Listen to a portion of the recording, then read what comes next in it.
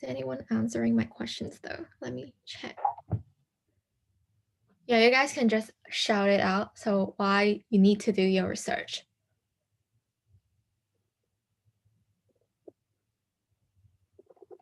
Okay, so we can do insightful marketing from Vietnam to know who to sell, how they like.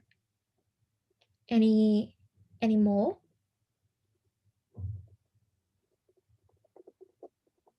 To get better understand about our market and then define how the way to enter the market.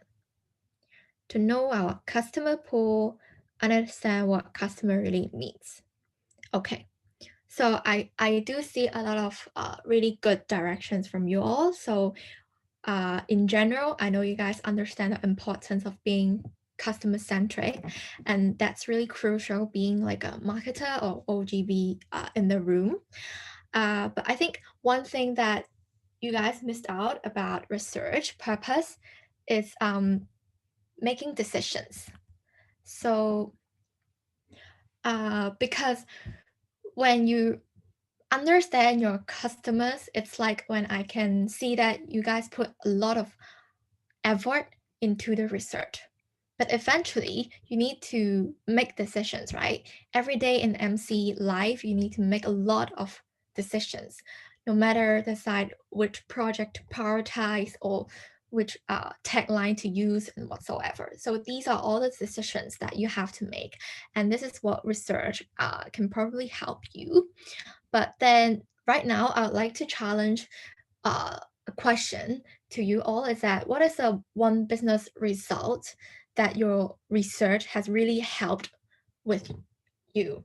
It's like you really make a decision because you did that customer or market research, and then you tried that business initiative out and it's worked.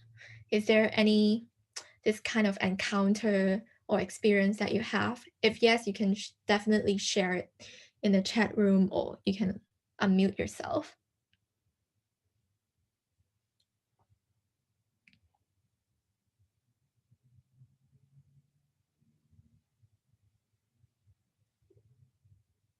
Why is there no response? Is it not really a decision that you make based on your research?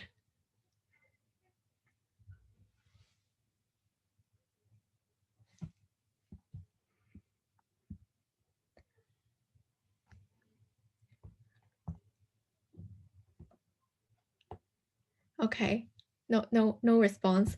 Then I would treat it as the answer is no. Then, you don't need to feel like shame or worried about it because this is one thing that I really learned in like right after my journey in ISAC is that in business way how you can drive better implications with your research, but not just hardworking on all the facts. Yeah, so in this session it's actually a disclaimer from me is that I'm not trying to add in a lot more framework or a lot more new elements into your research, but so don't expect me to go through a lot of details about how to do a proper research because there are tons of ways and tools to work about it. But the key here is to really help you to make effective decisions for your customers because we always want to be customer centric. We want to know about our customers, but how you can really make decisions based on that. That is the key. And effective is also a main point of walk through consumer research in a nutshell with you guys in a really brief way. So here is a big concept. So I would say that eventually when we are working on different business decisions or a decision as a MCVP, whether we spend the time to work on that initiative or this initiative, eventually we're looking at our customer. Are they really going to GV or global teacher? And it's about the funnel here, the marketing funnel. So it works like maybe the research you will understand the category, how it feels about your own category, the usage behavior, perceptions, and reaction towards the marketing messages. And it's actually the same how you understand your customer journey. So in the customer journey, you have the awareness part, like getting your leads there. And then it's about driving their interest. Are they really interested in your product? And what are the different products that they are comparing? So in what are the alternatives in their consideration set? And eventually what drives their desire, and eventually they really choose Isaac to go on exchange or GV and so on. So it's a big broad concept here about the funnel. It is a fundamental concept that you have to understand first. And then I'll still walk you through really quickly on how a consumer research work, particularly in explore and insight part, because for the opportunity and ideally, these two parts I would say is more relevant to work on some new product, which I think it's more relevant for you guys to work on this two part more first. So put it in a simple way, the first thing is to explore, to define a topic. I do see a lot of you guys make a persona for your entity, and that's a good move.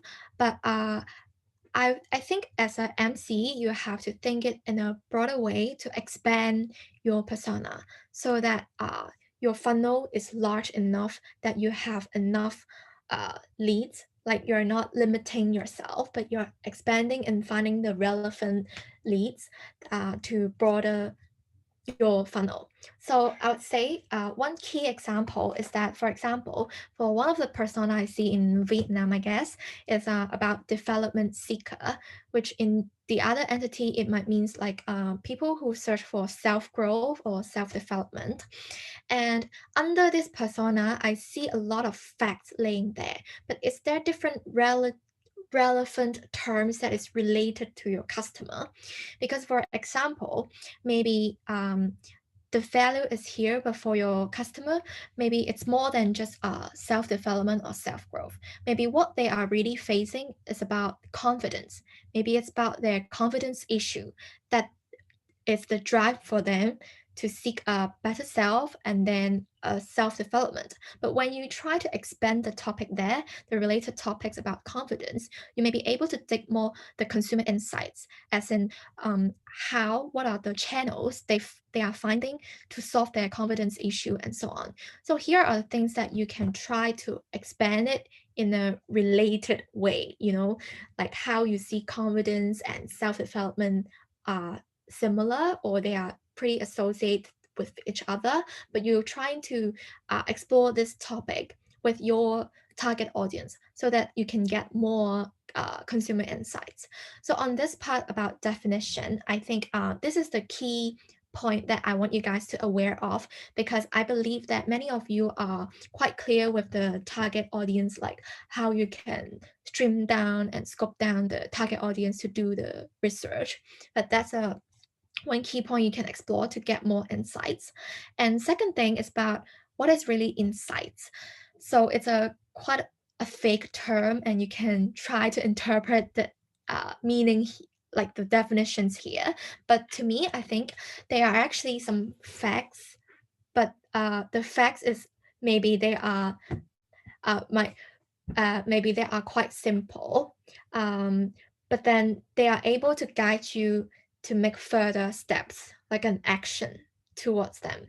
So for example, it might be a fact that they are not confident and they are trying to seek help from, I don't know, maybe a consultant and so on, or maybe they are seeking for some professional coach. This could be just a fact of what they are experiencing. But underlying, you can define the actions, how perhaps from her action, how I can reach her through this channel and so on. So these are some of how you can better look at what are the insights.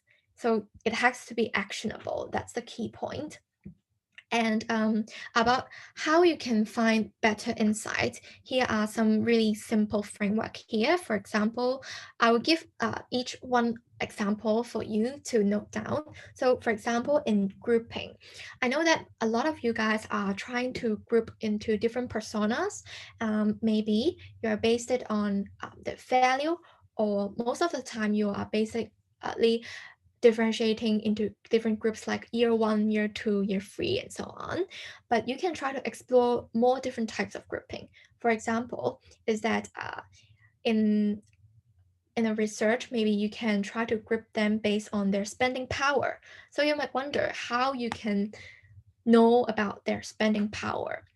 um, Actually, you can, instead of like directly asking them their income level, which I don't think many uni students really do have a job, maybe when you collect their address, you can map it back to which region or which districts that they are living. And I believe you know the income level of that district, and you can define whether or not that students come from a wealthy or relatively poor background.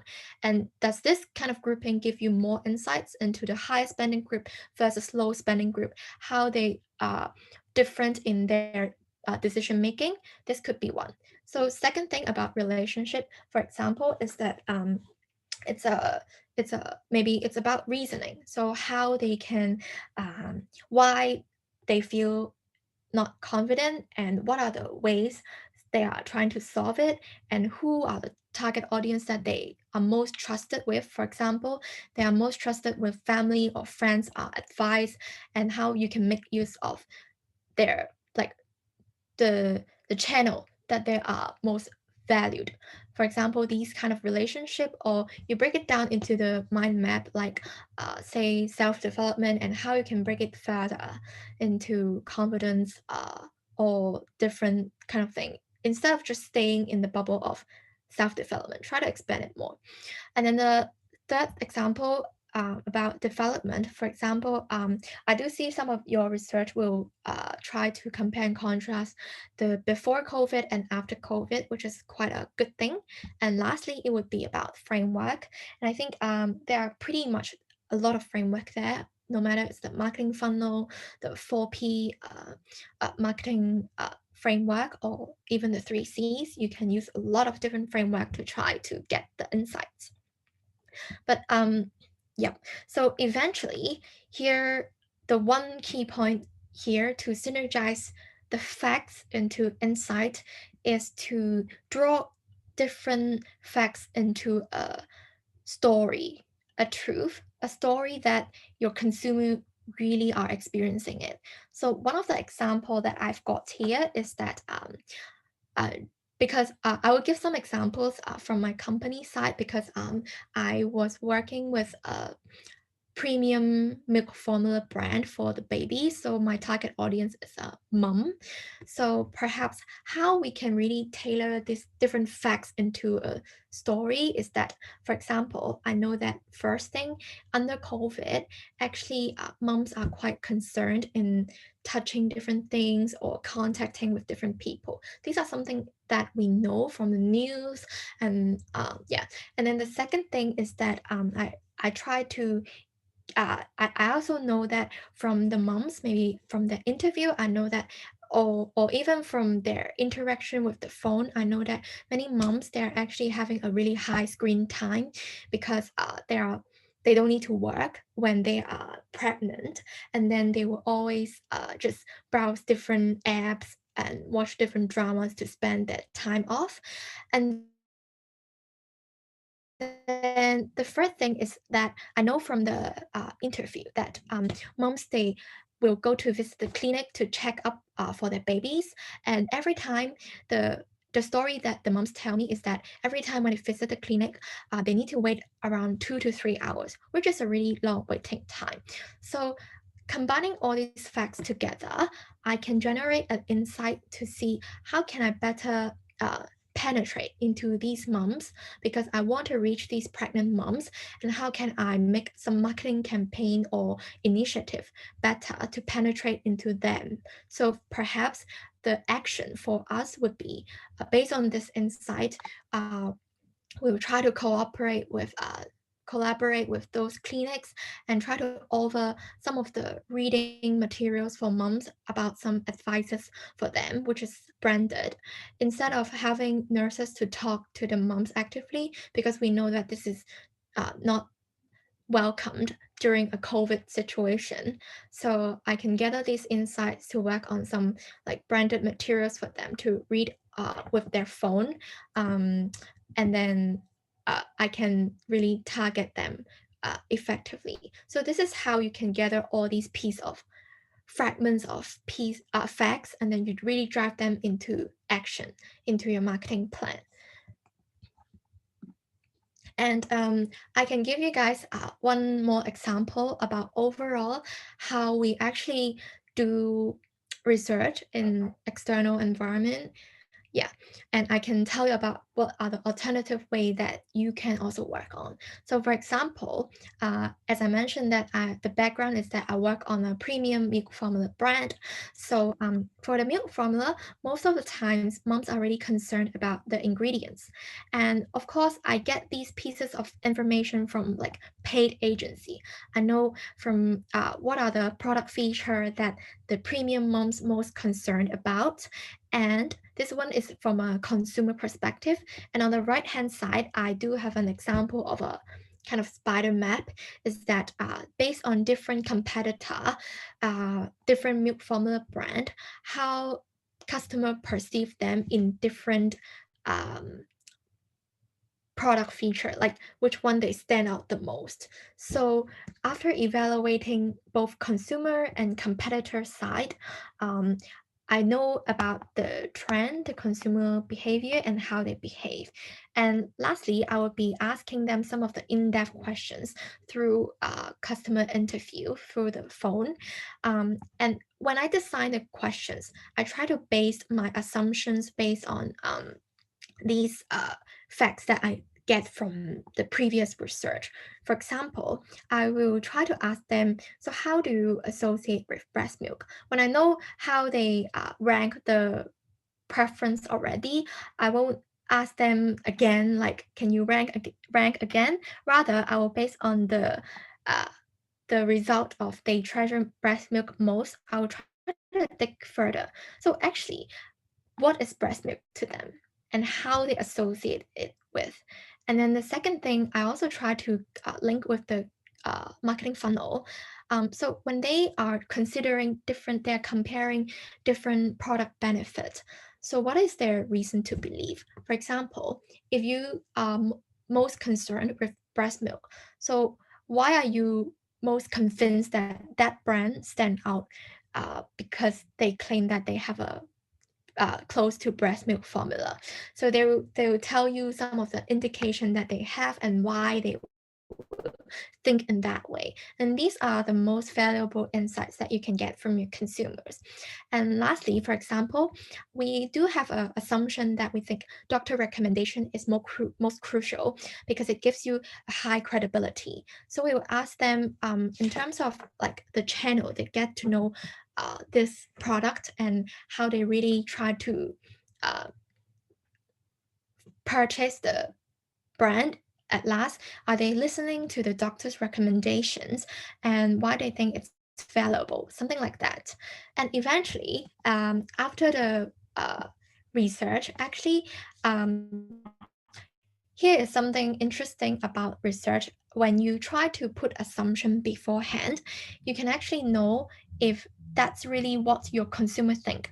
Because one interesting fact is that we know that from our calls with moms, they actually don't really care about doctors' recommendations. The situation may be similar when you encounter it's like you thought that linking up GV having different school or teachers or tutors recommendation, it makes your product more credible. But eventually, that's not what your consumers want. For example, in my case, they told me the reality is that doctors said actually the formula are quite similar for each brand, so you can just choose it yourself. And so having this kind of stances, moms don't really listen to doctors on what brands they are sticking the material or they are recommending. Rather, they tell me that um, they are more into like their friends' recommendation, like word of mouth is the long form of this short form. Yeah, yeah. And then um, but after I get to know about, okay, now I know that doctor is not the key channel, and maybe word of mouth, like friends and relative, is the key channel. But then I need to dig further. I cannot stop it right here. I need to know. So, okay, so under this channel, what are the information that they will tell you, how they tell you, to make you convinced that that brand is stand out from the rest. For example, our assumption when we try to ask this question, maybe we'll think of, oh, so they are giving you a lot of marketing materials to look. So this is supported by academic studies saying that baby is like they tend not to get sick so easily by how many percentage. We thought it in that way. But the case that moms tell me is that, okay, so when the friends tell me, actually, they just tell me, oh, their baby are very strong and they are very cute, and they seems they are growing really good. As simple as that. That makes them convinced that the brand is the best already. They don't need to get any scientific proof as we thought to really be convinced that brand is good. But when you get to know these piece of information, you also try to dig further. Oh, so will you not care about the scientific information? Will you try to compare the ingredients after your friends tell you about this information? You try to ask more. It's when and the key here is not just about asking about why, but you try to reframe your why and try to test different assumptions with the your consumers. Eventually, they may tell you the answer is that actually I'm quite lazy to compare different ingredients, even though I know the baby formula is quite expensive. So it might be irrational for them to purchase such a like up to $500 Hong Kong dollars. I don't know how is it translate to USD. You can, if Fatih you are here, you can help me. But they are paying so much for 1 month milk formula can, but they are not actually comparing ingredients as we thought they would. They are just listening to their friends and relatives on how strong that baby is. And maybe you can also ask some more of the details of it. Say versus friends and relative, which one is more valuable towards you?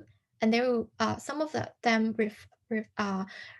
feedback that they actually trust the close relative more because they tend to give more real advice. Yeah, so these are how you can keep asking your customer to really know more behind their thinking. And eventually, one of the key insight that we got is that how they can associate breast milk with natural antibodies. And after knowing these pieces, is quite valuable. These are facts, but how they can influence my marketing plan. For example, um, after I know that which channel works more effective, I will try to make the decision that I will spend higher on developing the word of mouth campaigns instead of spending towards proactively reaching different doctor clinics to ask them to recommend our brand. So this is the key business decision that will influence your marketing spend, and this is how MC should work. And the second decision that I make is also on, like, for example, I know that they associate the breast milk with antibodies. A background fact is that in Hong Kong, we're not allowed to associate infant milk formula with breast milk. So after knowing this association of the natural antibodies, we'll try to make some more keywords into our ad copies, maybe also in SEO, like the Google, when people search for antibodies, will pop it out, and maybe visually we'll also try to have some icons or drawings about antibodies to let moms really associate uh, our infant milk formula with breast milk. So here are different decisions that I will make based on the facts I draw from my consumers. So I actually have go through the really key points of research. And here I would like to have a little pause to ask if you guys have reached any bottleneck in your own research, or if you have any questions about my story, you can also pop it out in the chat box.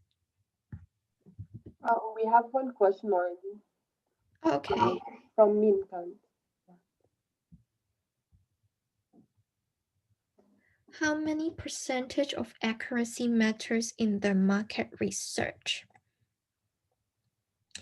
Okay, so for your accuracy, are you trying to measure, do you mean the sample size is not big enough or whatsoever like that?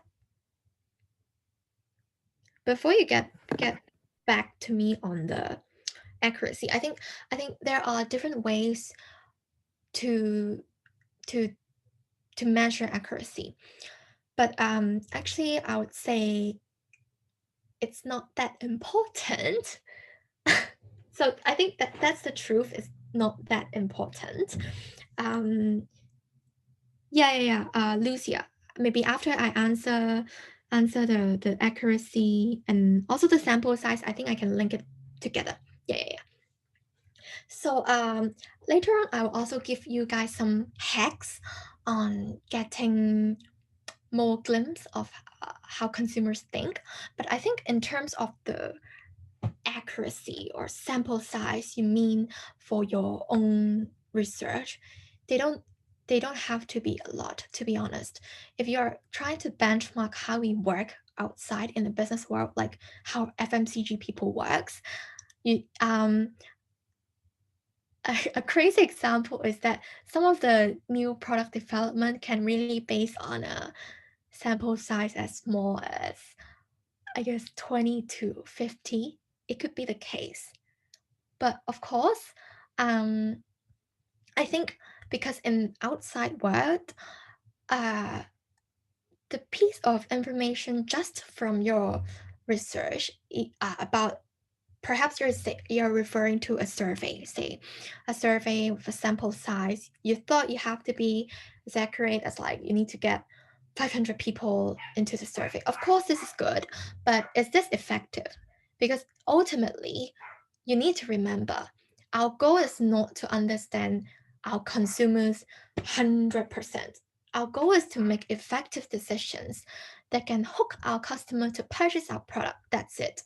So, especially under, I think the similarity with FMCG and in your MC term is that time is quite limited. We have multiple projects here. You are not, as a brand manager, you're not looking just at one brand. Maybe you're looking at cross category. It also happens.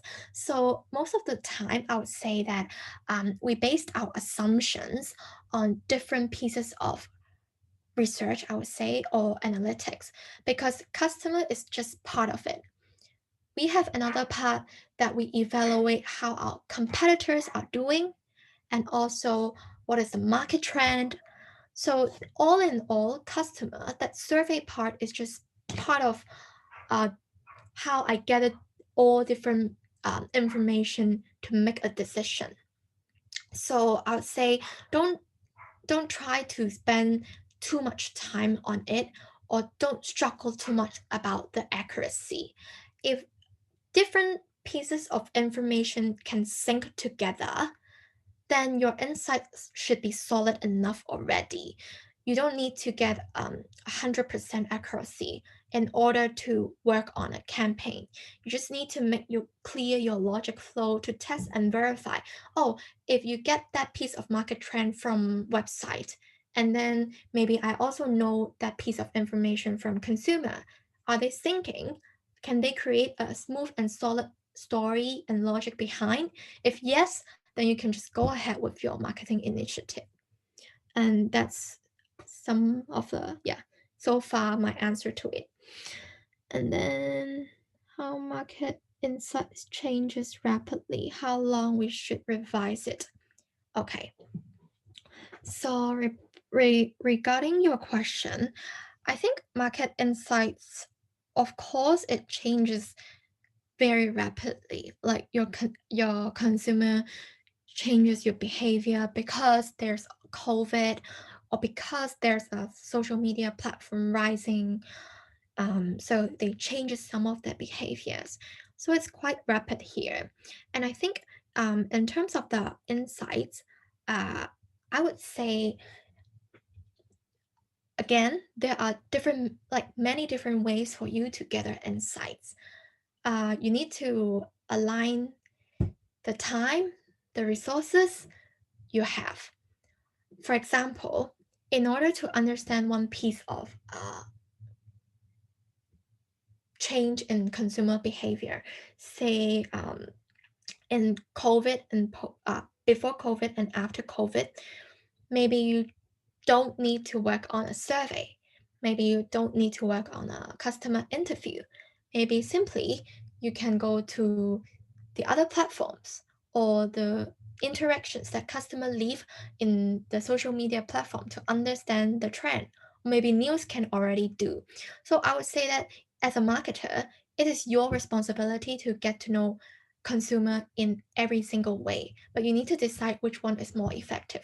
For example, for my own like habit, I will always try to monitor like when I go to the street, I will try to take different good case of the marketing campaigns. This is also one of the good way to understand what competitor or what your customers are looking for. If that campaign, I know that from the news or from the forum, they have really good responses, then I already know that it is a successful campaign. I don't need to spend too much time into working in survey to understand their thoughts. So it's how you decide, is that piece of information important enough, or you really can't find in other ways that you need to work on a comprehensive market research. And talking about if you talk about the frequency of a market research, I think it's also based on how you like how you see the time and resources allows. For example, one of the key trap I think in ISAC is that we always every year we try to polish our persona, and we try to ask different consumers a similar sets of questions. That is not effective. You are just trying to repeat every year's persona, and you try to slightly amend it, but you did not evaluate how you can make the persona even better for you to make decision, for LC to make decision. Maybe you don't need to re-ask those questions. Maybe you should base on the old persona to ask more valuable questions. And that's how you can spend your time more effective. Uh, Stephanie, there was a question before that one. yeah. Is it the unmute and ask? Maybe you can ask now. Okay, hi Stephanie. Sorry, quite long questions, but I want to get your perspective. How how can you define your market focus? If your market size is very large, if your reachment is very large, because like as for now, as was suggested for marketing, we can choose or we have to choose our focus. For example, for OGT, we have to choose like the focus durations or the focus product or like the focus field, something like that. But like in our customer, it's very large, it's very diverse. So for example, if we decide, okay, we will focus for the long duration for the field marketing, let's say, but it keeps coming for another field for another durations. As like we have a lot of local committee run for this, like a very big Richmond, something like that. Even if our number is not really big, I can say, but the market size is really big, so it's hard to define. So how do you? Okay. I can't really hear your last word, but it's okay. I think I get your questions, like how you should scope down and which market to focus. I guess that's the questions. So I think maybe a few key points.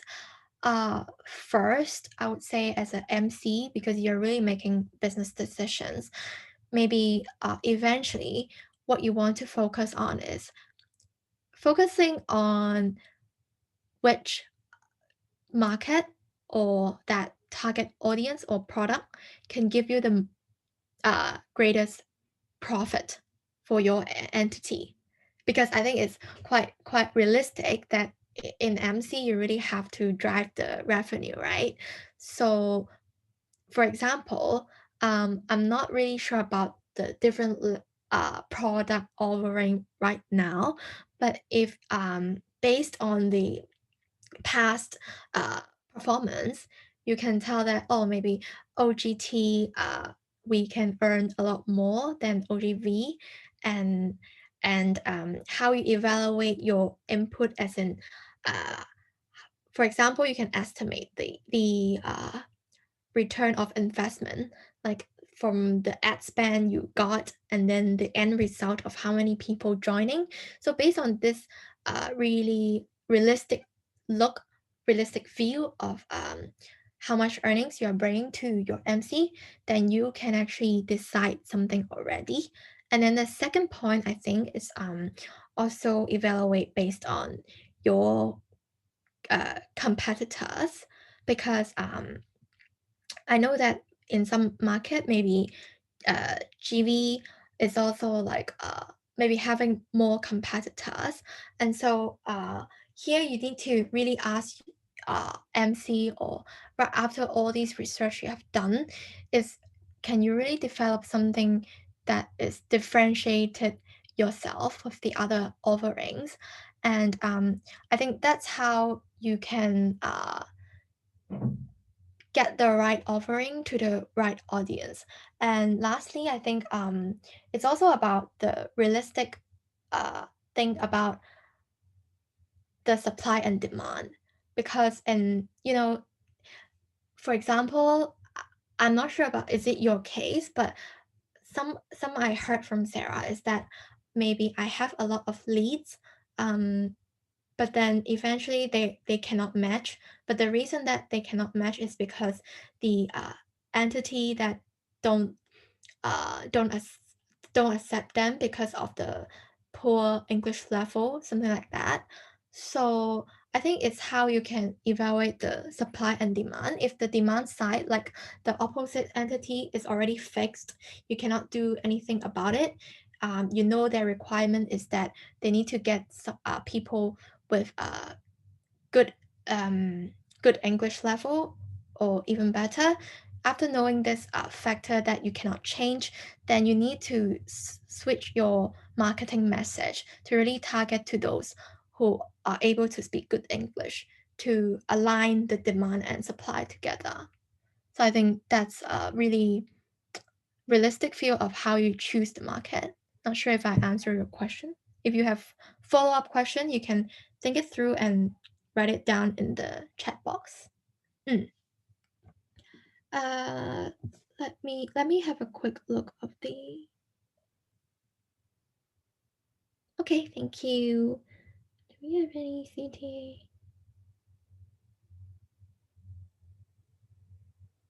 Okay, I will have a quick answer to the CTA question.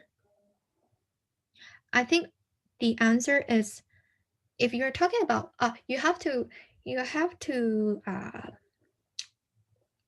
work, what to say, you have to define clearer between branding and marketing, because I know that it's under COVID, it's an uncertain situation.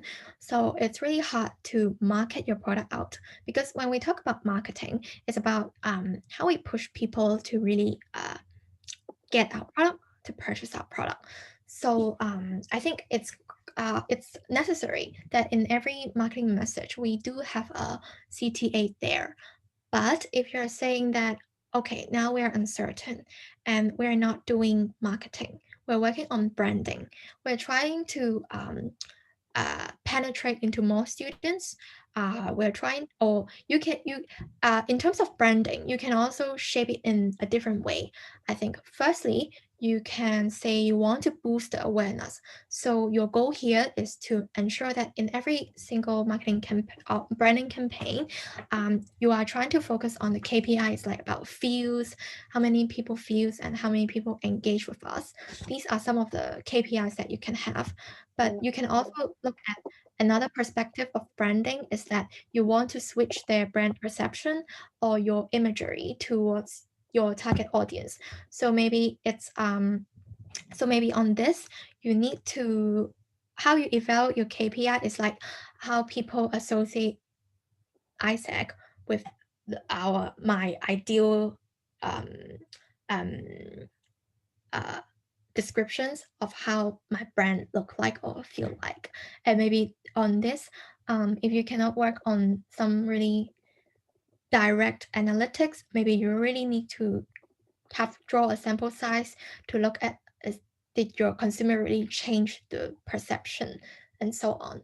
So I think the question here is that, of course, in marketing, we're pushing people to purchase our product.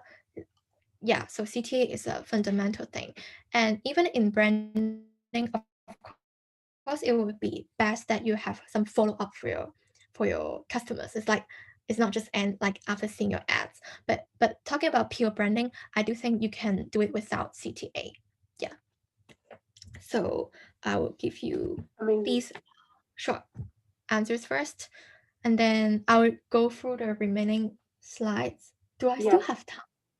Okay. We have around 20 minutes left. We added some time. You can guys leave your questions to the end. Yeah, so we can move forward with the session. Thank you guys for your questions. Okay, yeah, I appreciate it. And then for opportunity and ideal, I think you can look it through when we share the slides. Now I would like to go through some of the quick tips I have for you guys. So the first tip is to do it quick and dirty way. So because I know that in MC we're always so busy with everything lah. So I think before taking dip, as I mentioned in the Q&A session just now, don't try to spend too much time. So here are how you can be resourceful to look at how other people are giving you the answers you want. For example, I do think Google Trend is definitely something that can help you a lot in terms of getting the market trend. Aside from monitoring different ads or going out to street to look at the advertisement, looking at Google Trend can give you a sense of how customers are really behaving online and what they really treasure right now. And second thing, I think you guys, before you ask a consumer a question, you can first ask about the analytics behind different social platform that you have on your platform. What kind of content they are giving you reactions, or aside from yourself, what are the things, what are the hot topics they are discussing on Reddit or they're discussing on LinkedIn? And eventually, you can also look at how competitors uh, are doing their ads. You're not just evaluating how much like, but you also try to get to know the key message behind every of their ad pieces, and you can analyze which kind of message really stands out for their brand, or what kind of ad message is quite consistent for them, and maybe that's the winning formula of them. So here are a lot of things you can analyze before you really reach out to the customers, and they are more effective. And right here below is a interesting example from my own working. So as I mentioned, I worked for an infant formula brand. So most of the time I tell you the truth is that yes, I did show an example is that we do paid agency for market research. But you know what? After COVID, we have to cut a lot of marketing budget. And actually the first thing being cut is actually market research. And yeah, and it's not like, of course, it makes your life harder, but it doesn't mean you cannot survive without it, because there are much more ways you can get consumer insights out of it. So one of the example is that, for example, when we are trying to think of some initiative of we're trying to think of whether the Switch, the Animal Crossing was really popular, right? When COVID just started. Why I know it is because from the news I can see that all the Switch is already like purchased out, like it's out of stock, and then for the remaining really rare stock they are pricing it really high, so it already proven the demand is high. And then I would try to find out, oh, what are the target audience of the Switch. Then looking from the internet, I can tell that in the Switch, compared to the other video game, actually in Animal Crossing, it's a quite special games that we can tell by data is that the split of female playing and male playing is half-half, which compared to the other games is quite a significant insight. And one more qualitative is that I can tell from the YouTube already, there are many female bloggers vlogging how they play Animal Crossing. So from this, I already know the the landscape of Animal Crossing in my own entity, my own country, yeah. And then eventually, I want to scope down. So from the female, I actually want to target the moms. And how can I know if it's popular in moms or not? Actually, we do it. It's like we quick monitoring in the top, like the first top tier parenting platform in Hong Kong is this link is the Baby Kingdom. And so in Baby Kingdom, I just search the Animal Crossing, and I know that there are a lot of moms talking about playing this Animal Crossing. But even though it's a hit, eventually we do see that the trend is dying out because the discussion was not sustainable. They just started in maybe February or March, and then in May and June they're already dying out. No people continue talk about animal switching. They just go back to the drama world saying they watch which Netflix. So we know it's not a long heated wave for Animal Crossing. So even though we evaluate that, we see different competitors are working on getting on Animal Crossing like Shiseido and so on. We also evaluate the spending. What if we get on Animal Crossing, which is quite high? So eventually, with all these pieces, we already know that we are not making the decision to get to Animal Crossing to target our moms. So with this piece of decision make with so many information, we're not actually spending a lot of time to work on different surveys, different customer interview, and so on. So that's how we can make quick decisions. And one quick example is that from Google Trend, say you're a yogurt company and you want to know the market trend right now. So as you can tell from the timeline, it's quite interesting when you go to Google Trend, you can always try to see past 5 years for the trend because you will see interesting pattern. For example, one interesting fact is that, you see this drop here every year. And actually that drop is winter season. Like in winter, people don't really consume yogurt, just like ice cream. And then you can see in 2020, there's a high rise here, which it's a COVID time, and then it's starting to drop back. But we can tell that it's a peak for yogurt during COVID. And then if you are a yogurt company, you try to wonder, okay, so how can I grab this opportunity when everyone is looking for yogurt? And I try to look at the related topics and queries aside from the format of which type of yogurt or which brand of yogurt. One interesting fact is that I see Instant Pot is a breakout topic, which means that it's a newly popping out topic currently. And I also see there are people searching Instant Pot yogurt recipe. And when you try to know more about what is Instant Pot, it's basically some of the recipe tell you how to make yogurt from milk or coated cheese. It's like DIY your yogurt at home with an Instant Pot. So if you are a yogurt company, you know that your business might get hurt because yes, the demand for yogurt gets higher in COVID, but you see more people seems to be, maybe they are new user of yogurt, they don't consume yogurt before, or maybe they are switching from your yogurt brand to making their own yogurt in Instant Pot because maybe they because of different reasons. For example, they don't want to go out to purchase, or maybe they just find it popular or hit. No matter what reason, if you find this trend, maybe you can also work on a campaign to resist this kind of instant pot yogurt trend. For example, the campaign can be as small as how you can resist the instant pot. One example that I have, oh, sorry, let me go back. Yeah, so topics, because in the last page, I can tell there are prebiotic. So people are searching yogurt with prebiotic. And as a yogurt manufacturer, I might know that it's quite a product feature of yogurt having a high prebiotic level. If I get these pieces of information, how can I translate it into my campaign or into my marketing message? So maybe in the COVID time, I can test and trial my campaign with marketing message that I know consumer values prebiotics level in yogurt.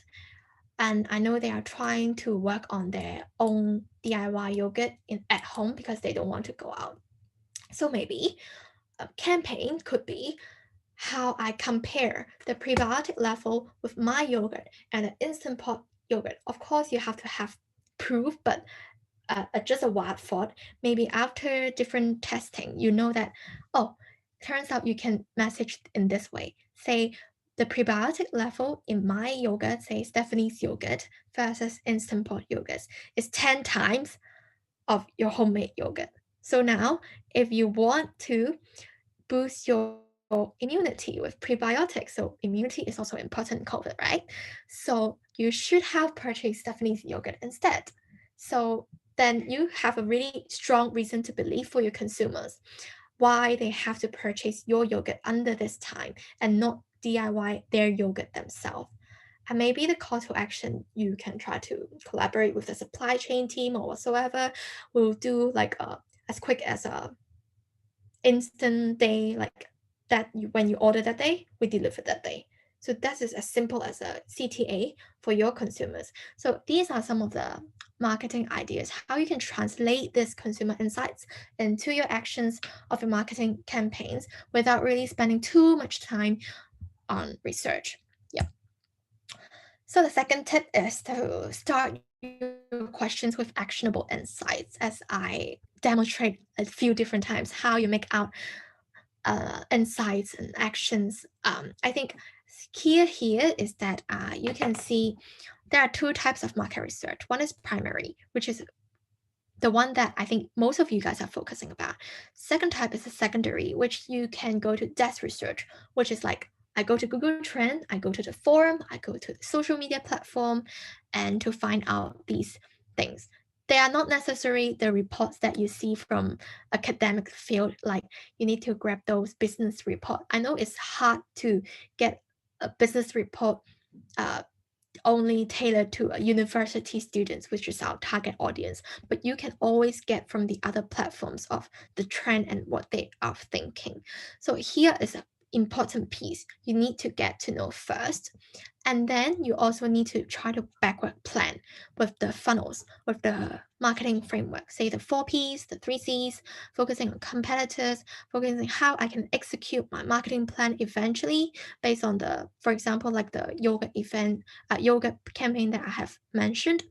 And then also how they are making decision with the marketing purchasing funnel. So with all these backward plan and your information on hand, you can set different assumptions, and then you try to test them and know more about the details from market research. And in the market research, you can also define whether is this more effective for you to do a survey, or is this more effective just to get a few sample size, but an in-depth phone call with them? So these are things that you can mix and match to get the most out of your time. Yeah, remember effectiveness. And last tip is that don't leave the decision to your customers, because when you are doing research, it's not because you can't think of any ideas, because in a research, you need to understand them. So don't throw questions that you don't have an idea to your customer to make them brainstorm with you. That's not a correct way or mindset to work on a consumer research. And up to now, after some of the quick tips, I will give you a quick feedback based on your thing you submitted to Sarah. So just 3 quick feedback. So first one, I think, is the comparative analysis I see from Indonesia. And I do see a lot of hard work here, but I think what you can enhance is to really draft more actionable implication. So for example, from a competitor point of view, you write down a lot of information here, but at the end, you need to consolidate the information into insights. So for example, in terms of competitor, you can break down the offerings. So what is the point of parity and what is the point of differentiation? Point of parity means every single competitor are offering that, say, they're offering similar duration for 6 weeks, and say the differentiation maybe for ISAC, it is we have a lot more different countries to choose from, and maybe for EF, they have a really quick service level compared to the others. So these are point of parity and point of differentiation, and you need to consolidate different offerings in this way to understand what are the unique things that the other competitors stand out and your own thing. And secondly is to really find out, okay, so for your consumers, which one they value the most? Maybe the point of differentiation of ISAC is to offer a lot of countries for them to choose from, but maybe that's not what consumers value. They don't need so many choices. So these are the reality you need to know, and eventually you cross-check these information, and you know that your job is to enhance your product feature, not only product feature, but how you can claim your marketing message, and what are some of the content you can make your customers really have the reasons to believe in choosing you over the others. Yeah, so I think consolidating the point of parity and point of differentiation is the key after you work so hard. And second is that how we can backward plan better, as I mentioned in the tip just now. This one is I saw from Vietnam. So like asking your consumer from a survey, like the suggested methods of organizing event or campaign. I think that's one of the example how you're asking your consumer to brainstorm for you. And that's not a good way to work on a research, because first you have to really understand the market trend before getting in touch with your customers. Just like I said, you can do Google Trend, you can do on social media to get to know. And then secondly, you can help yourself by asking, why do you want to know this piece of information? For example, if you want to know suggested method of different event or campaign is because you lack of idea, then I think you should revisit a lot of different market trends first, because it's not your customer to decide what event you should do, or what kind of format that you should engage with them, but you need to learn their behaviors, right? So don't ask them these kind of questions. And thirdly is to challenge yourself again. Can you extract this piece of information perhaps by a quick polling on your own social media account? Maybe it's more effective than doing a survey. And then also maybe a quick analysis of your past activity or competitors.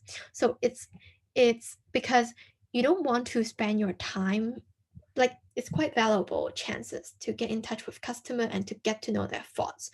So you want to know the deep thoughts and really challenge with different assumptions that you have, but not asking them so too basic or generic questions.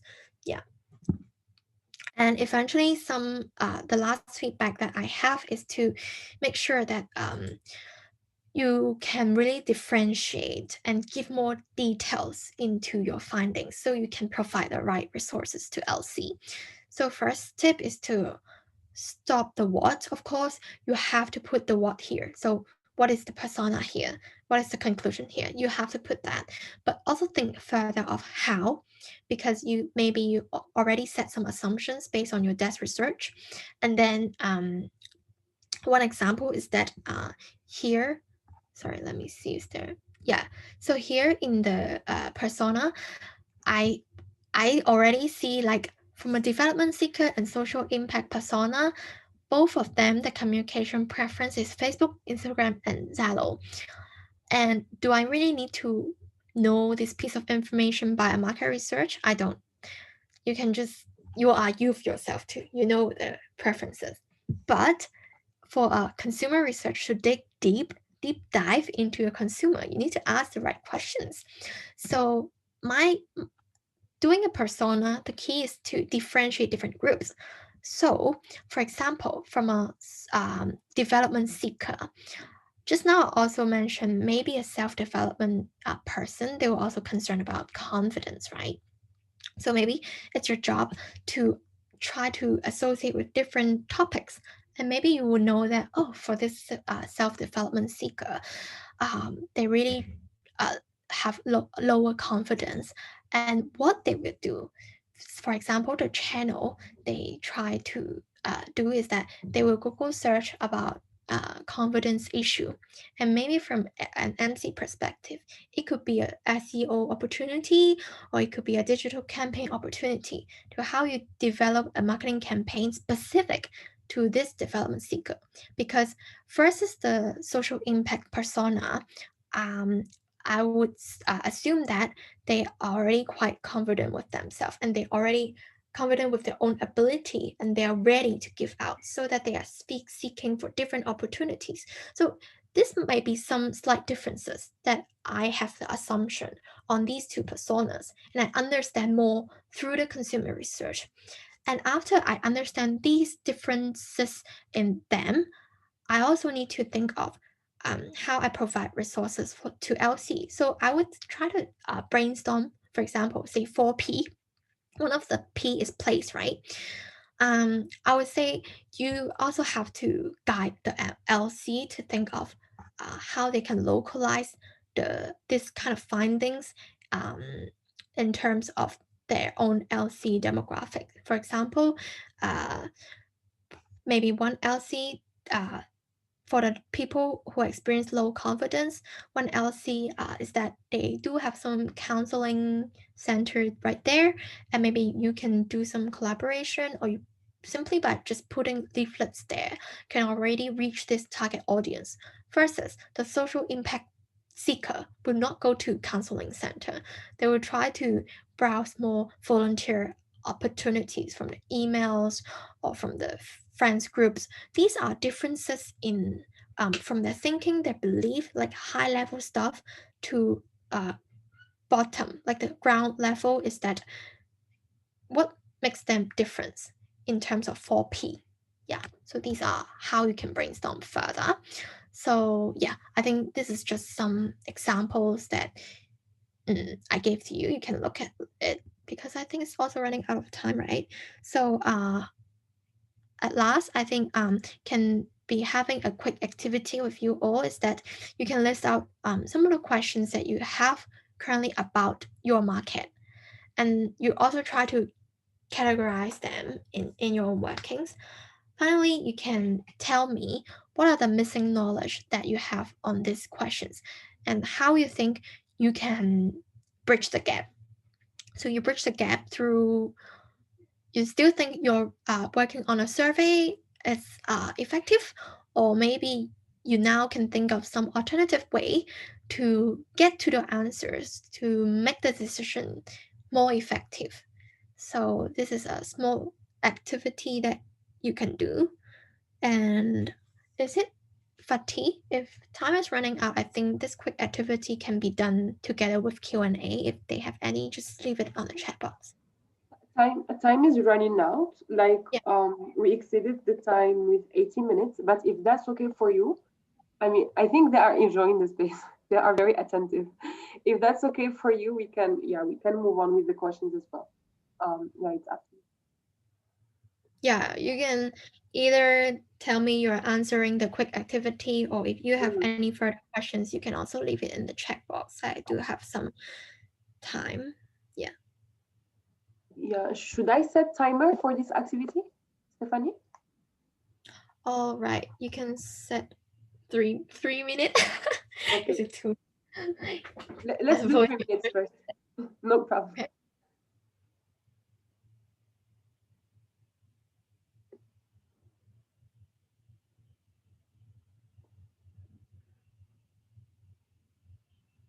Yeah. Meanwhile, Stephanie, there is already a question from Min in the chat. You can just read this meanwhile. Thank you.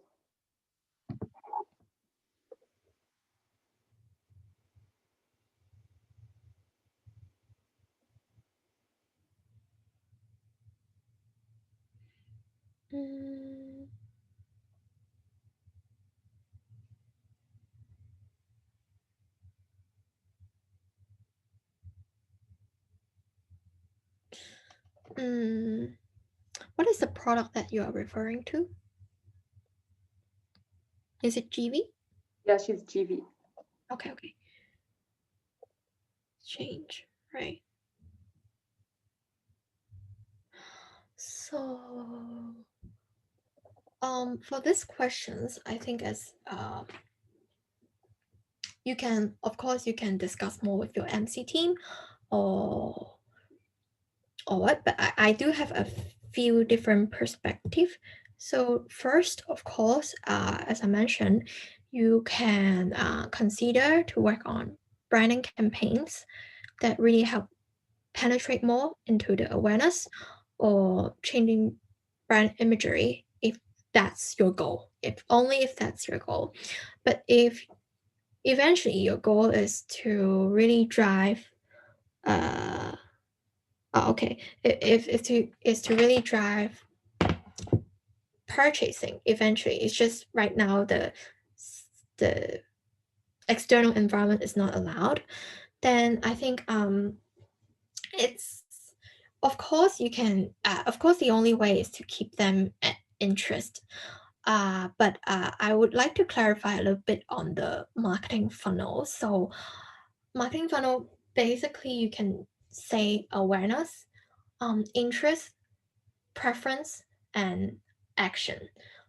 So I would say not until action your customers are really aligned with you, because eventually when they get as low as preferences, uh, it could be they prefer you and maybe your competitor both at the same level.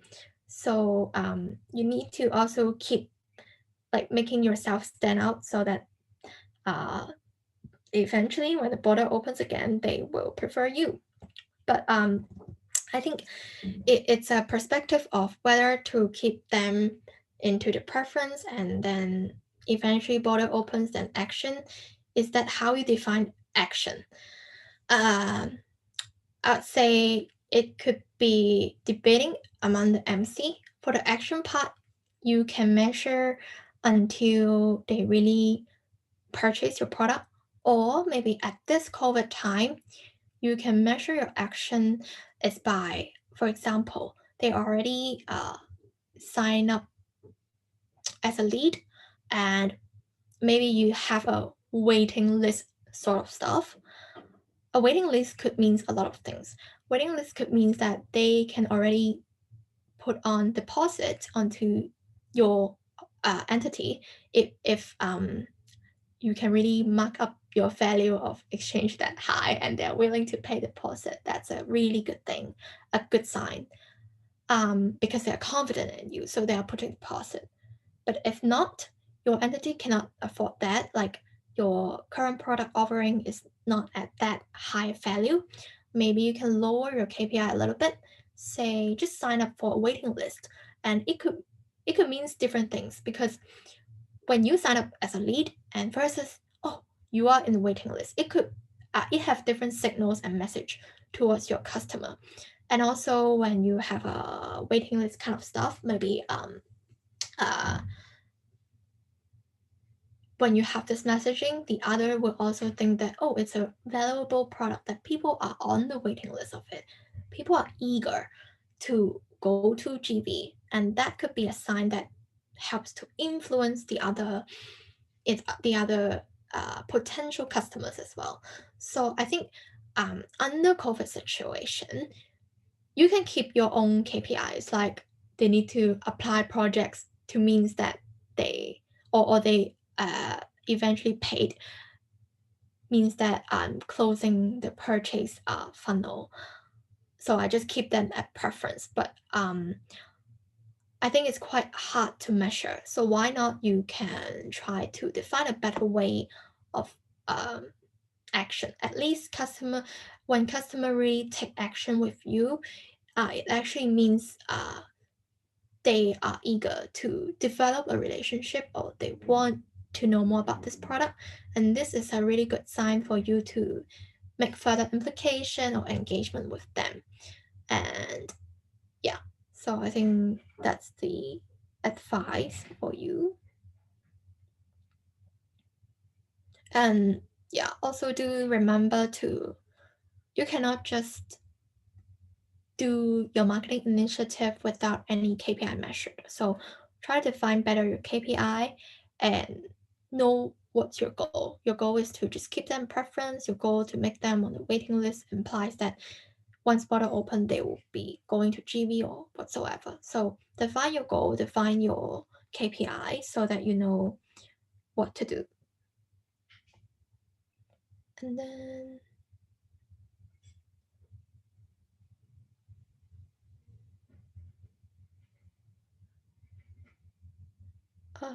MC live tip.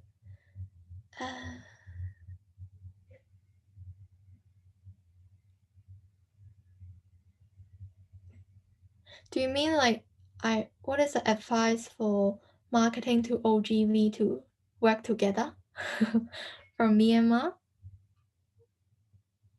It's okay. Bye bye Min. Yeah, if you guys have any questions,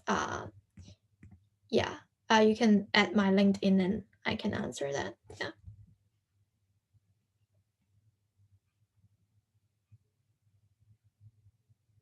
Oh, synergy. I think synergy could be, my last tip is to prioritize. I think aside from those people issue that you might experience in MC, I think I think like it's quite easy to lose focus in MC, and the best way is to really know how to prioritize and make decisions. I think one of the key thing after my MC life and getting into the business world, I know is that in MC we have too much different kind of opinions, we have too much ideas, but we don't know how to prioritize things. So I would say that for example, the key example here is that sometimes when I look back, I try to think, is this market research supposed to be done by an MCVP or LCVP? Because if I am treating my LCVPs like a true brand managers, maybe I can empower them to work on market research, and they are coming up with the implications, the actionable thing that I have explained to you guys and demonstrate to you guys. And maybe it's MC role to evaluate whether their suggestions are solid and whether this investment I can invest with my marketing spend to support it as a national campaign. So I think maybe you can also think of how to better prioritize as an MCVP, as an LCVP, and so on. And when you are, aside from the role, it's also quite important when you are working as a synergy with the other department. So aside from a lot of people or emotional stuff, I think maybe my advice is that MCVP has to be more logical to get all the assumptions on the table to really discuss all these facts to make the best decisions together as an MC. So this is actually a strategy framework that you can search online from a book, so you can always refer more to it. But yeah, not really a lot of time, but I think it's how you guys can come together to make better decisions is the core thing for how an MC can work more effective. Yeah. Okay, so no one is submitting for the activity. I hope you guys, I think Fatih have a survey afterwards. You can fill that in, or you can fill in your question for me in the survey, or you can add my LinkedIn. Yeah.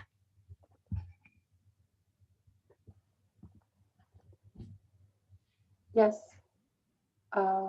Yeah. Does anyone has any more questions for Stephanie? Thank you, Stephanie. This was very insightful. I guess they are taking time to digest the learnings. Lucia, Wave. Okay, can you guys let me know if you have questions? Also, let me know if you don't have.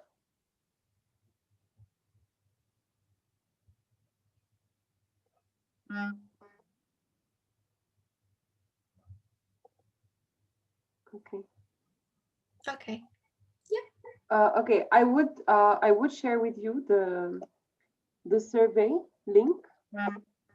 Oh, give me 1 second.